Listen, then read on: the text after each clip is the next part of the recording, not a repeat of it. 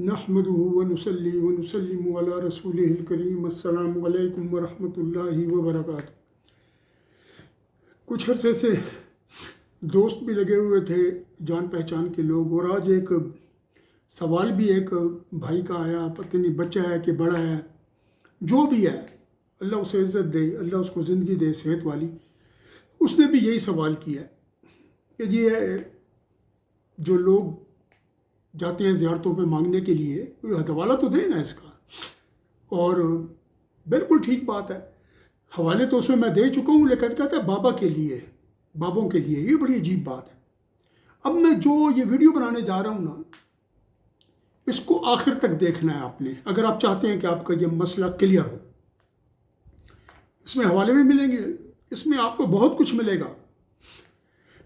جو میں بیان کرنے جا رہا ہوں نا، وہ آپ کی آنکھیں کھول دے گا، دو ظاہر کی وہ چار ہو جائیں گی، اور جو اندر کی آنکھیں ہیں نا، وہ دوربین کی طرح دیکھنے شروع کر دیں گے انشاءاللہ۔ بات یہ ہے، انجینئر محمد علی مرزا اور یہ سائل ادیم اور اس طرح کے لونڈے لپاڑے بہت آئے ہوئے ہیں، ان کے پاس نہ علم ہے نہ ان کے پاس دین ہے۔ ترجموں سے دین نہیں آتا، دین استادوں سے آتا ہے۔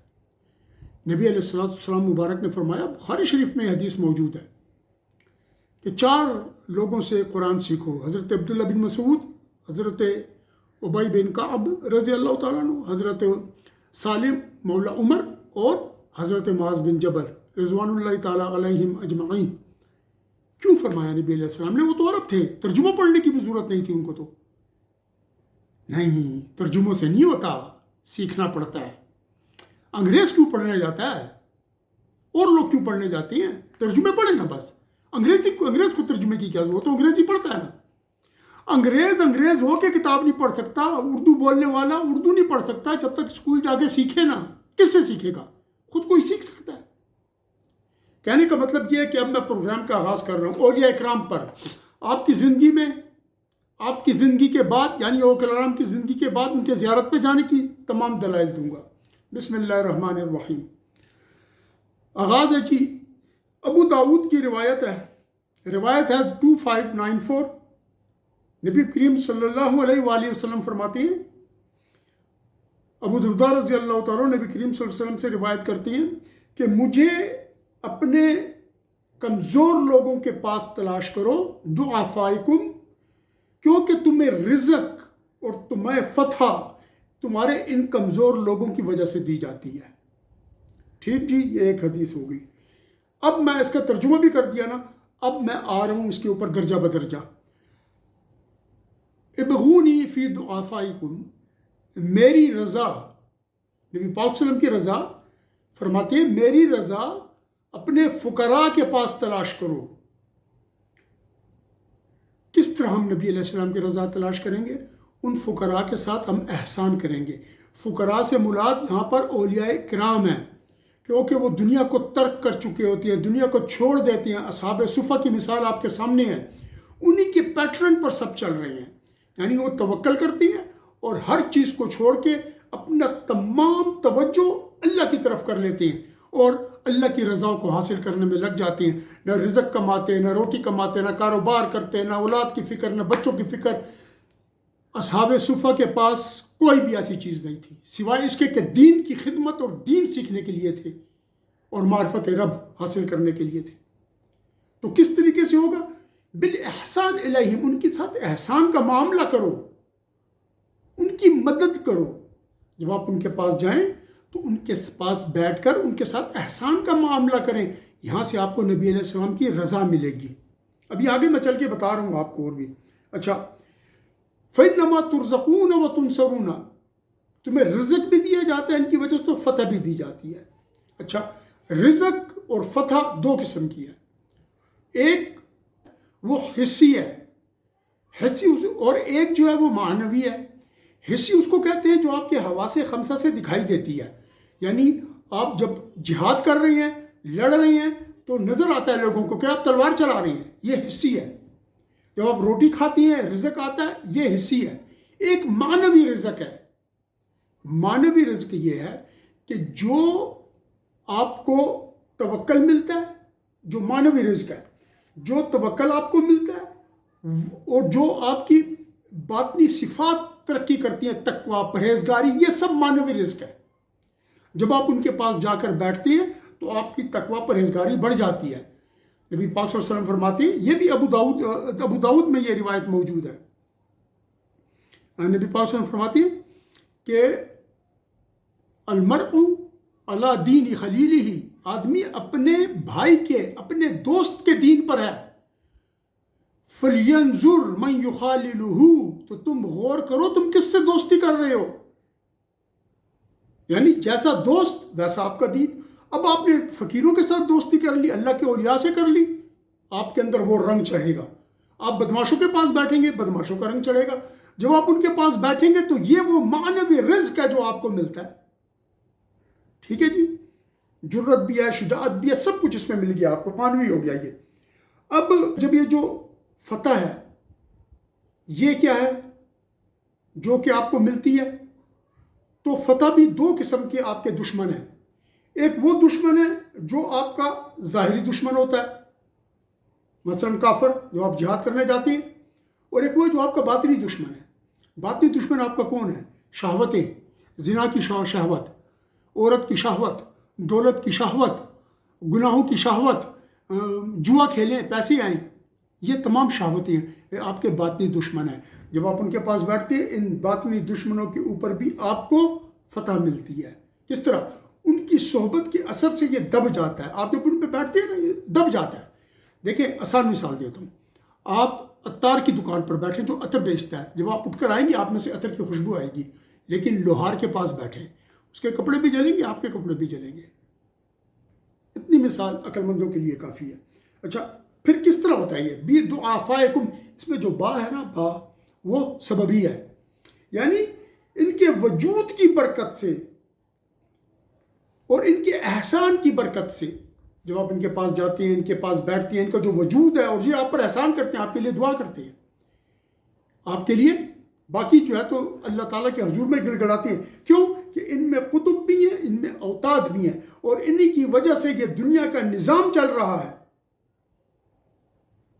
اور نبی پاک صلی اللہ علیہ وسلم فرماتے ہیں، آگے جو اس میں ہے، نبی پاک صلی اللہ علیہ وسلم فرماتے ہیں کہ کیوں ادھر جا کر کرو، ابغونی بدعافائکم، کیوں ادھر تلاش کرو؟ اس لیے کہ میں ظاہری طور پر ان کے پاس کبھی کبھی ہوتا ہوں، اور باطنی طور پر، قلبی طور پر میں ہر وقت اولیاء اکرام کے پاس رہتا ہوں۔ یعنی روحانی طور پر نبی علیہ السلام کا ان کے پاس ہونا ہر وقت ہے، اور ظاہری طور پر کبھی کبھی ہے۔ اس کے اندر میں اس کو بھی حوالہ دے دیتا ہوں، یہ صحیح بخاری ہے، صحیح بخاری کی حدیث نمبر ہے 6993۔ ٹھیک ہے جی، صحیح بخاری کتاب التعبیر۔ نبی پاک صلی اللہ علیہ وسلم فرماتے ہیں، ابو ہریرہ رضی اللہ تعالیٰ عنہ سے روایت ہے، قال سمعت النبی صلی اللہ علیہ وآلہ وسلم یقول من رآنی فی المنام فسیرانی فی الیقظہ ولا یتمثل الشیطان بی، جس نے مجھے خواب میں دیکھا ان قریب مجھے حالت بیداری میں دیکھے گا، اور شیطان میری مثل نہیں بن سکتا۔ تو یہ جو اولیاء اکرام ہیں، یہ نبی پاک صلی اللہ علیہ وسلم کو جب خواب میں دیکھ لیتے ہیں اپنے ان تمام اعمال کی وجہ سے جو وہ کرتے ہیں، تو اس کے بعد نبی علیہ السلام ان کو حالت بیداری میں جب وہ جاگ رہے ہوتی ہیں اپنا دیدار عطا فرماتے ہیں اپنے جسد کریمہ کے ساتھ، سحرانی فی الیقظہ، بیداری میں دیکھے گا۔ اب اس کے اندر میں بہت ڈیٹیل میں نہیں جا رہا، لیکن اولیاء اکرام نے دیکھا ہے، اولیاء اکرام نے دیکھا ہے نبی علیہ السلام کو حالت بیداری میں، اور میں ایسے کئی لوگوں کو جانتا ہوں جنہوں نے دیکھا ہے نبی پاک صلی اللہ علیہ وسلم کو حالت بیداری میں۔ یہ وہ کہتے ہیں نا، میں کبھی کبھی ان کے پاس حالت بیداری میں ہوتا ہوں، جسمانی طور پر ہوتا ہوں ان کے پاس کبھی کبھی، وہ یہ چیز ہے۔ اور روحانی طور پر تو ہر وقت جو آدمی خواب میں نبی علیہ السلام کو دیکھ لیتا ہے، دل میں نبی علیہ السلام کی صورت بس جاتی ہے، دل میں، تو وہ ایسے ہو گیا جس طرح کے روحانی طور پر ہر وقت آپ کے ساتھ ہے، آپ کی توجہ ہی نبی علیہ السلام کی طرف رہتی ہے۔ دل میں چھپی ہے تصویر یار کی، ایک ذرا گردن جھکائی دیکھ لی، ادھر نبی علیہ السلام کا تصور مبارک موجود ہے، ان کی شبیہ مبارک ادھر لگی ہوئی ہے۔ جس نے دیکھ لیا، کسی کا باپ مر جائے نا، ساری زندگی باپ کی شکل نہیں بھولتی، اور یہ تو باپ سے بھی افضل ترین اور بلند ترین ہے۔ تم اس وقت تک مومن نہیں ہو سکتے جب تک میری محبت تمہارے ماں باپ سے، رشتہ داروں سے، ہر جاننے والے سے زیادہ نہ ہو جائے، رشتہ دار سے زیادہ نہ ہو جائے. یہ شرط ہے نبی علیہ السلام ایمان کی، اس کے بغیر ایمان ہی نہیں ہے. اچھا، یہ بھی آپ کو سمجھ میں آ گیا. تو پھر نبی پاک صلی اللہ علیہ وسلم فرماتے ہیں کہ ان کے جو مقامات ہیں نا اولیاء اکرام کے، وہ اتنے بلند اور عالیشان ہیں کہ انسان کو اس کا نہیں پتہ، یہ صرف اللہ جانتا ہے. تو پھر فرمایا کہ ان کا اکرام کرو. جب تم ان کا اکرام کرو گے تو تم نے میرے عزت کی. میرا اکرام کیا نبی علیہ السلام فرماتے ہیں. اور جب تم نے ان کی توہین کی، ان کو اذیت دی، تو گویا تم نے مجھے اذیت دی. اور یہی وہ حدیث قدسی کی طرف بھی اس میں اشارہ ملتا ہے کہ من عاد لی ولیا فقد آذنتہ بالحرب، جس نے میرے ولی اللہ کے ساتھ دشمنی اختیار کی، اس نے میرے خلاف اعلان جنگ کیا. رب کریم فرماتے ہیں یہ بات. اب جو یہ رزق ملتا ہے نا انسان کو ان کے اولیاء اکرام کے صدقے میں، اور اس کے یہ سب وہی چیز ہے. دوسری بات یہ ہے کہ میں اس کے اندر ایک چیز اور آپ کی خدمت میں پیش کر دوں جو کہ بہت ضروری ہے، اور وہ یہ ہے کہ یہ جو حدیث شریف ہے نا، یہ بہت ساری جگہوں پر نقل ہوئی ہے. اس حدیث شریف کو روایت کیا ہے جی، اس کو ترمذی نے بھی روایت کیا ہے، 1797 اس کا نمبر ہے، عبداللہ بن مبارک سے. اس کو جو ہے تو نسائی نے روایت کیا، 3179 اس کا نمبر ہے. اس کو مسند احمد نے روایت کیا ہے، 2173 اس کا نمبر ہے. اس کو صحیح ابن حبان نے روایت کیا ہے، 4767 اس کا نمبر ہے. اور اس کو بخاری شریف نے بھی روایت کیا، اس کا ہے نمبر جو ہے 2896 ہے. وہ میں بھی روایت کرتا ہوں آپ کو، میں اس کی بھی جو ہے تو اس کو میں آپ کی خدمت میں پیش کرتا ہوں، ڈونٹ وری. اچھا، پھر کیا کہتے ہیں؟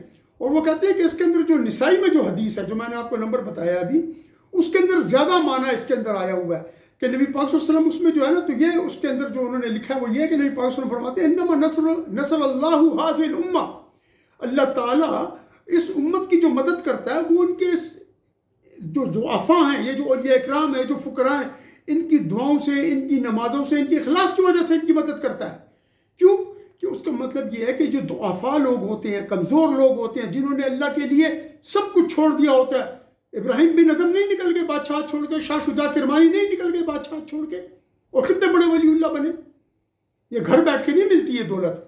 تو کیا ہوتا ہے؟ چونکہ انہوں نے دنیا چھوڑ دی ہوتی ہے اور خالصۃ للہ فی اللہ ہر چیز چھوڑ کے اللہ کی طرف توجہ کر لیتے ہیں، اور دنیا کی جو رنگینی ہے اس کی طرف ان کی توجہ نہیں جاتی. ان کا جو قلب ہے وہ ہم وقت رب کریم کی طرف اور نبی علیہ السلام کی طرف متوجہ رہتا ہے. تو اس اخلاص کی وجہ سے ان کی دعائیں سنی جاتی ہیں، اور جب ان کی دعائیں سنی جاتی ہیں تو ہمارے کام ہو جاتے ہیں. ٹھیک جی، اب میں چلتا ہوں آگے. آپ کو میں اب سناتا ہوں جی حدیث. کون سی حدیث؟ اب میں وہ حدیث سنا رہا ہوں جو بخاری شریف میں ہے، جو میں نے بھی نمبر آپ کو بتایا تھا.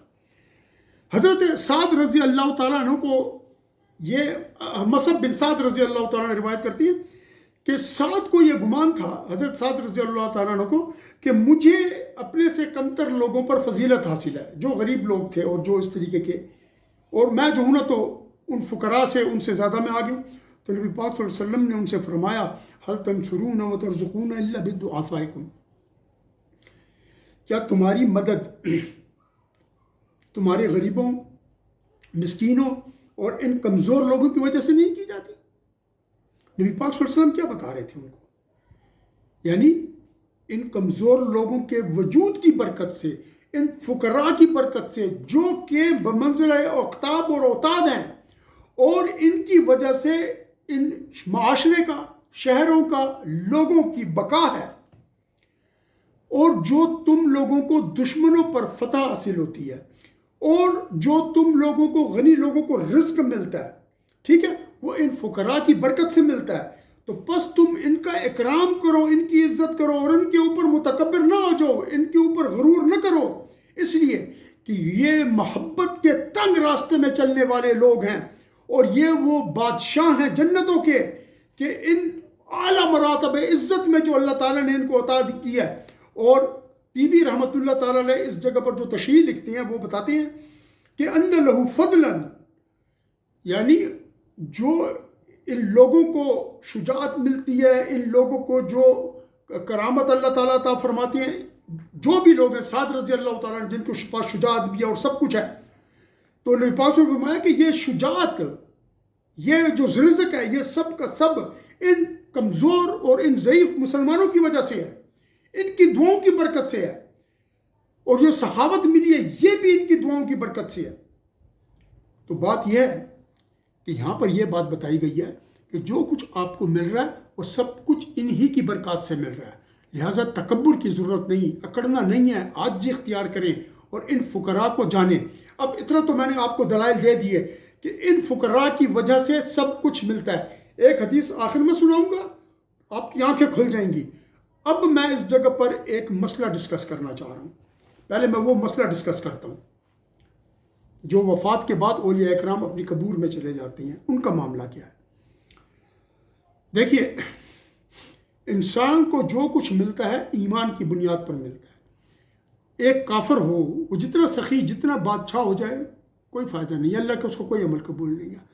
تو ایک آدمی جو مسلمان ہے اس کو جو کرامت ملتی ہے ایمان کی بنیاد پر ملتی ہے، اس کو ولایت ملتی ہے ایمان کی بنیاد پر ملتی ہے، اس کو عشق رب، عشق رسول ملتا ہے صلی اللہ علیہ وسلم، اس ایمان کی برکت سے ملتی ہے۔ تو یاد رکھیں، اللہ تعالیٰ نے قرآن مجید میں ایک فارمولہ دیا ہے، بڑا زبردست فارمولہ ہے۔ اعوذ باللہ من الشیطان الرجیم، ان اللہ لا یغیر ما بقوم حتی یغیروا ما بانفسہم۔ اللہ تعالیٰ کسی قوم کی حالت اس وقت تک نہیں بدلتا جب تک وہ اپنی حالت کو خود نہ بدلے۔ یہ سورہ عنکبوت میں یہ آیت ہے، موجود ہے جی۔ اچھا، کیا مطلب ہے اس کا؟ اس کا مطلب یہ ہے اگر آدمی نیک راستے پر چل رہا ہے، نیک راستے پر، اللہ اس کو جو انعام کے طور پر رزق کی کثرت، برکت، کرامت، بزرگی، شرف، عزت عطا فرمائیں گے، اللہ اسے واپس نہیں لیں گے جب تک وہ نیک راستے پر چل رہا ہے۔ جو ہی نیک راستہ چھوڑ کے بد راستے پہ آیا، اللہ تعالیٰ اس کی حالت بدل دیں گے، عزت بھی لے لیں گے، شرافت بھی لے لیں گے، رزق بھی لے لیں گے، سب کچھ لے لیں گے۔ اللہ ہم سے کوئی چیز واپس نہیں لیتے، کیونکہ یہ اس کی شان کے خلاف ہے کہ جس کو وہ کچھ عطا کر دے اس سے واپس لے لے۔ یہ تو ہم جیسے بخیلوں کا کام ہے، انسانوں کا۔ وہ تو پاک ذات ہے، بلند اخلاق، بلند درجات پہ، اس کے تصور سے باہر ہے۔ تو جب ہم کرتے ہیں پھر اللہ لیتا ہے۔ پھر ایک آدمی بد ہے، شراب پیتا ہے، زنا کرتا ہے، چوری کرتا ہے، بد لوگوں میں بیٹھتا ہے، اچانک توبہ کر لیتا ہے، بشر حافی، شراب خانے سے شراب پی کر نکلے، بسم اللہ پڑی ہوئی تھی، اٹھا کر چوم کر خوشبو رکھ کر لگایا، ولایت مل گئی اس نیکی پر۔ اور پھر کیا ہوا؟ جب پھرتے تھے بغداد میں ننگے پاؤں تو کوئی جانور وہاں پر گوبر وغیرہ نہیں کر سکتا تھا، اللہ تعالیٰ نے ان کو ایسا مرتبہ عطا کیا تھا۔ گنہگار آدمی ہے، جب وہ گناہ چھوڑ دیتا ہے اللہ اس کو وہ تمام چیزیں دے دیتے ہیں، کیا؟ عزت، شرف، ولایت، کرامت، ہر چیز مل جاتی ہے۔ اب جب یہ ولی اللہ فوت ہوتے ہیں، پہلے تو ایک بات سن لیں کہ ولی اللہ مرتا نہیں ہے ہماری طرح، عام لوگوں کی طرح، بلکہ آتا ہے جو ہماری دین کی کتابیں ہیں اور جو شروحات میں، جو حدیثوں کی شروحات ہیں، اس میں جو آیا اولیاء اللہ لا یموتون بل ینتقلون من الدار الی الدار، اللہ کے اولیاء مرتے نہیں بلکہ اس گھر سے دوسرے گھر منتقل ہو جاتے ہیں۔ میرے بابا جی صاحب اس کی جو ترجمہ فرماتے تھے کہ کچے گھر سے پکے گھر چلے جاتے ہیں۔ بابا جی صاحب عالم جو برزخ ہے، جو آخرت ہے، اس کو پکا گھر کہتے تھے، اس کو میرے بابا جی صاحب کچا گھر فرمایا کرتے تھے، وہاں پر چلا جاتا ہے۔ اب جب یہ منتقل ہو کر وہاں جاتے ہیں تو کیا ان کا ایمان، ان کے نیک اعمال ادھر ہی لے جاتی ہیں؟ آپ کو نہیں پتہ حدیث میں کیا ہے کہ جب میت جاتی ہے تو اس کے ساتھ 3 چیزیں جاتی ہیں، ایک اس کی اولاد، ایک اس کا مال، ایک اس کے اعمال۔ تو 2 واپس آ جاتی ہیں، ایک رہ جاتا ہے، وہ کیا رہ جاتا ہے؟ اعمال، اس کے عمل رہ جاتے ہیں، عمل صالح وہیں پہ رہ جاتے ہیں۔ میں نے یہ بھی آپ کو حدیث سے ثابت کر دیا۔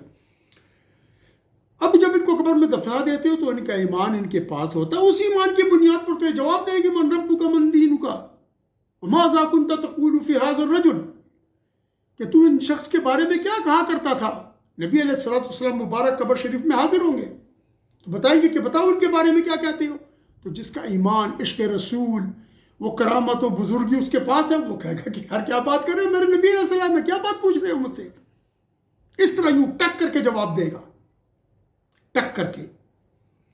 اچھا، تو اس ایمان کے ساتھ یہ سب چیزیں بندھی ہوئی ہیں نا، نیک عمل بھی اس سے بندھا ہے، کرامت بھی اس سے بندھی ہے، عشق رسول بھی اس سے بندھا ہے، عشق اللہ بھی اس سے بندھا ہے، عشق ملائک بھی اس سے بندھا ہے۔ تو یہ سب اس کے ساتھ ہے. تو جب اس کو دفنا کر آ گئے اب ہم جاتے ہیں ان اولیاء کی زیارت پہ، تو وہاں جا کر بیٹھتی ہیں. اگر کسی کی نوکری نہیں ہے وہ دعا کرتا ہے، وہ دعا کرتا ہے کہ یا پیر و مرشد اللہ کے حضور میں دعا کریں. جس طرح میں نے پچھلی ویڈیو میں حدیث سنائی ہے یہ یا رسول اللہ استسقِ لیمتک.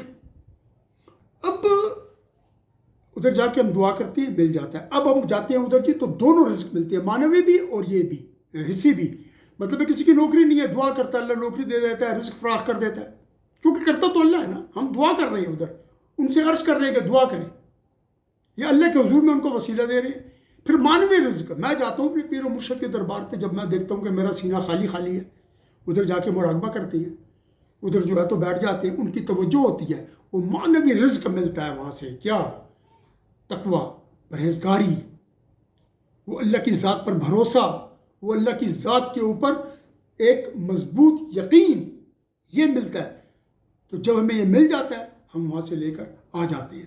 تو آج ہمیں اس چیز کا پتہ چل گیا، اس چیز کا ہمیں پتہ چل گیا کہ کس طریقے سے اولیاء اکرام کی زندگی میں بھی ہمیں یہ ملتا ہے اور ان کی وفات کے بعد میں ملتا ہے. اور آخری حدیث نبی پاک صلی اللہ علیہ وسلم کے بارے میں، نبی پاک صلی اللہ علیہ وسلم فرماتے ہیں، یہ حدیث ہے جی، یہ حدیث بیان کی ہے جی حضرت امیہ بن خالد بن عبداللہ بن اسید نے نبی کریم صلی اللہ علیہ وسلم سے کہ نبی پاک صلی اللہ علیہ وسلم فقراء مہاجرین کے وسیلے سے دعا کیا کرتے تھے. اور اب آپ مجھے بتائیں کہ یہ کیا چیز ہے، یہ دعا کیا چیز ہے جو ان کے وسیلے سے وہ کرتے تھے. فقراء مہاجرین کے وسیلے سے نبی علیہ السلام دعا کر رہے ہیں. تو یہ کہتا ہے کہ جی جو سوال کرنے والا ہے وہ ان سے میری گزارش ہے کہ نبی پاک صلی اللہ علیہ وسلم فقراء مہاجرین کے وسیلے سے دعا کر رہے ہیں. فقراء مہاجرین کیا نبی علیہ السلام سے مرتبہ میں بڑے ہیں؟ نہیں، بلکہ ہماری تربیت کے لیے ہے کہ نبی علیہ السلام وہ عاجزی بھی بتا رہی ہیں اور اللہ کے حضور میں ان کو پیش کر رہے ہیں. کیونکہ جو اصحاب صفہ تھے ان کے لیے نبی علیہ السلام مبارک کو اللہ تعالیٰ نے حکم ارشاد فرمایا تھا کہ آپ ان کے پاس جا کر بیٹھیں، جو صبح و شام اللہ کے ذکر اور اللہ کی معرفت اور اللہ کا جو علم ہے دین کا اس کو حاصل کرنے کے لیے جد و جہد کرتے ہیں. تو اولیاء اکرام کے بارے میں نے آپ کو حدیث سنا دی، ان کے بغیر آپ کو رزق نہیں ملتا. آج جو ہم تنگ ہیں، کس لیے تنگ ہے؟ اس لیے تنگ ہے جی کہ آج یہ رزق جو ہمیں نہیں مل رہا، ہم اولیاء اکرام سے بہت دور چلے گئے ہیں. ہم نے ان کو گالیاں دینی شروع کی ہوئی ہیں، بابے، اور میں ان کو تن دوں گا بابوں کو. مانا انجینئر مرزا، تجھے تو خدا جو تنے گا نا، تو صرف مر تو صحیح، تیرے تو جنازے کے پیچھے کتے بھونکیں گے. جب تیرا سانس نکل رہا ہوگا تیرے گھر کے باہر کتے بھونکیں گے. تیری تو موت بھی اتنی ذلیل ہوگی انشاءاللہ. اس نے دنیا کو گمراہ کیا ہے اور ان حدیثوں کو اس نے چھپایا ہوا ہے. یہ بخاری شریف کی حدیث میں نے سنائی ہے. اللہ تعالی ہمارا اور آپ کا، ہم سب کا حامی و ناصر ہو. اللہ مجھے، آپ کو، ہر امت نبی پاک صلی اللہ علیہ وسلم کے ہر فرد کو اللہ کا عشق اور نبی علیہ السلام کا عشق ملے.